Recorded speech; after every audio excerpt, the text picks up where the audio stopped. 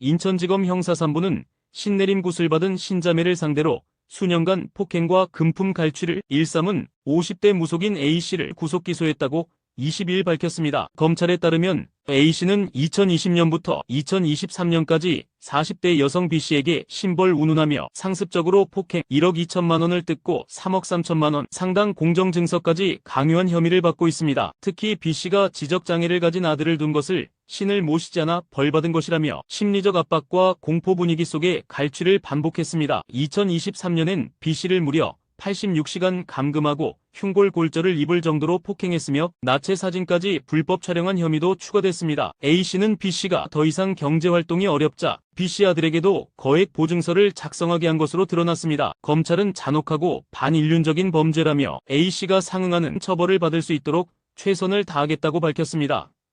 손흥민 선수를 협박해 3억 원을 갈취한 양모 씨가 맘카페에 임신 관련 글을 올린 당사자라는 의혹이 온라인에서 확산되고 있습니다. 최근 커뮤니티와 SNS를 통해 확산된 2023년 6월 23일 소닉베이비라는 닉네임을 쓴 한 누리꾼이 애아빠가 축구선수예요라는 제목으로 임신 4주차 소식을 전하며 초음파 사진을 공개했습니다. 작성자는 아직 애아빠에게 말하지 않았지만 축구선수로 키울 거다라며 기대감을 드러냈습니다. 해당 글이 올라온 시기와 양 씨가 손흥민 측에 임신을 주장하며 협박을 시작한 시점이 겹치는 점, 또 소닉베이비라는 닉네임이 손흥민의 별명 슈퍼소닉과 유사하다는 점 때문에 작성자가 양 씨일 수 있다는 추측이 커지고 있습니다. 그러나 현재 해당 글은 삭제됐거나 비공개 처리돼 실제 작성자가 누구인지는 확인되지 않았습니다. 앞서 양 씨는 지인인 용모 씨와 함께 손흥민을 협박해 총 3억 7천만 원을 뜯거나 시도한 혐의로 지난 17일 구속영장이 발부됐습니다.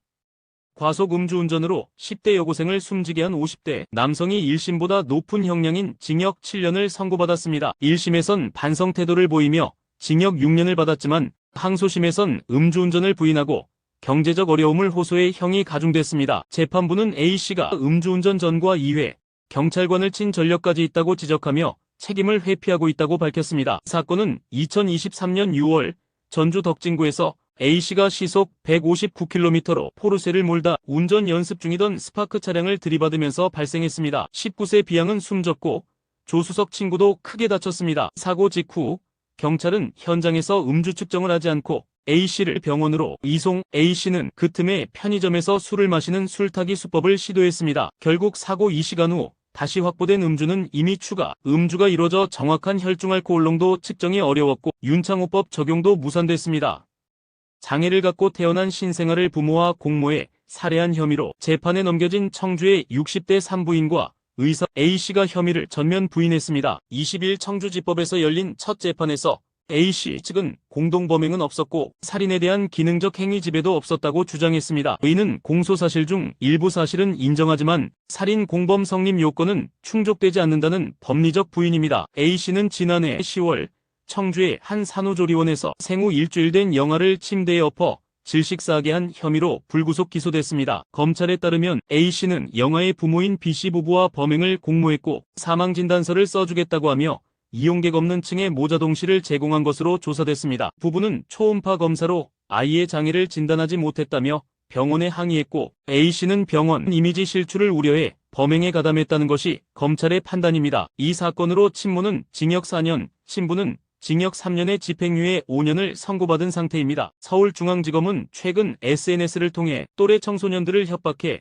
불법 촬영물을 만든 17세 고등학생을 구속 기소했습니다. 이 학생은 판도라라는 이름으로 텔레그램 등에서 활동하며 딥페이크 영상이 퍼지고 있다는 식으로 접근해 피해자들에게 사진을 요구했고 이를 빌미로 추가 자료를 요구하거나 협박하는 수법을 사용했습니다. 총 19명의 피해자에게서 영상 30여 개를 받아냈고 불법 영상 80여 개, 합성된 영상도 1,800개 이상 보유한 것으로 확인됐습니다. 더 나아가 일부 피해자에게 또 다른 피해자를 유인하도록 지시하기도 해 피해자가 가해자 역할을 강요받는 2차 피해도 발생했습니다. 검찰은 피해자 심리치료와 영상물 삭제 지원을 진행 중이며 고교생 피의자에게는 소년법이 적용될 예정입니다. 이 사건은 디지털 공간에서의 청소년 범죄와 2차 피해 문제를 다시금 조명하게 만들고 있습니다.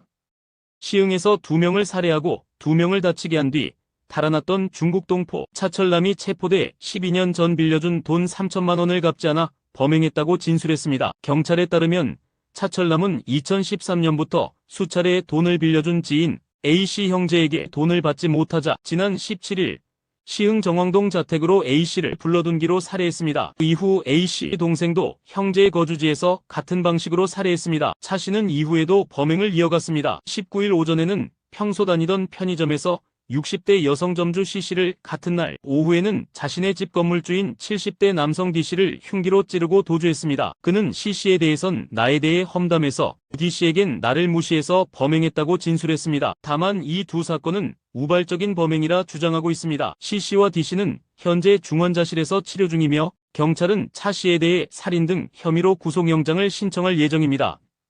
밥을 잘 먹지 않는다는 이유로 5세 원아의 머리를 식판에 짓누른 20대 보육교사가 법원의 선처를 받았습니다. 20일 인천지법 형사 3단독은 아동학대 혐의로 기소된 A씨에게 벌금 700만 원의 선고를 유예했습니다. 선고 유예란 일정 기간이 지나면 형을 면제해주는 제도로 사실상 처벌 없이 넘어가는 조치입니다. A씨는 2023년 11월부터 12월 사이 인천의 한 어린이집에서 편식이 심하다는 이유로 5세 여아 B양의 머리와 목을 식판으로 눌러 학대한 혐의를 받았습니다. 재판부는 피고인이 잘못을 인정하고 반성하고 있으며 재범 의지가 없다고 설명했습니다. 또 피해 아동 부모와 합의했고 과거 형사처벌 전력이 없으며 비교적 성실하게 보육교사로 근무해왔다고 양형 사유를 밝혔습니다. 결국 아동학대가 있었지만 형은 면제됐고 A씨는 처벌 없이 사건을 마무리하게 됐습니다.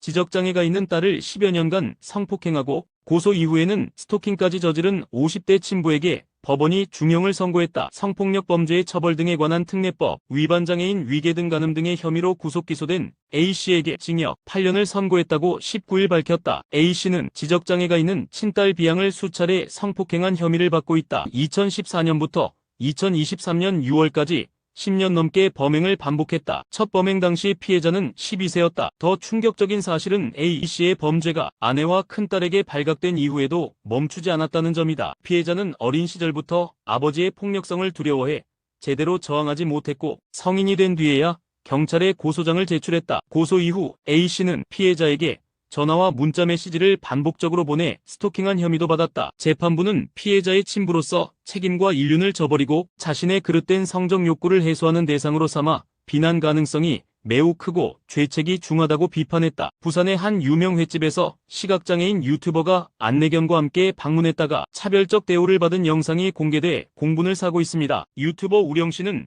구독자 17만 시각장애인 크리에이터로 최근 부산 여행 브이로그를 올렸습니다. 영상 속 그는 광안리가 내려다 보이는 한 횟집을 찾았지만 직원은 안내견이 있다는 이유로 바다 전망석이 아닌 구석진 방으로 안내했습니다. 우령씨가 광안리 안 보인다고 아쉬움을 표하자 직원은 개가 있어서 안 된다며 거절했고 다른 손님들이 싫어할 수 있어 귀찮다는 말까지 덧붙였습니다. 재차 설명해도 태도는 바뀌지 않았고 결국 우령씨는 음식을 포장해 떠날 수밖에 없었습니다. 누리꾼들은 이건 명백한 차별, 부산 사람으로서 부끄럽다는 반응을 보였고 실제로 장애인복지법상 안내견 출입은 법적으로 보장돼 있으며 거부 시 과태료가 부과될 수 있습니다. 또한 장애인을 불리하게 대우할 경우 장애인차별금지법 위반으로 처벌받을 수 있습니다. 우령씨는 여행할 때마다 이런 일이 반복된다며 씁쓸함을 드러냈습니다.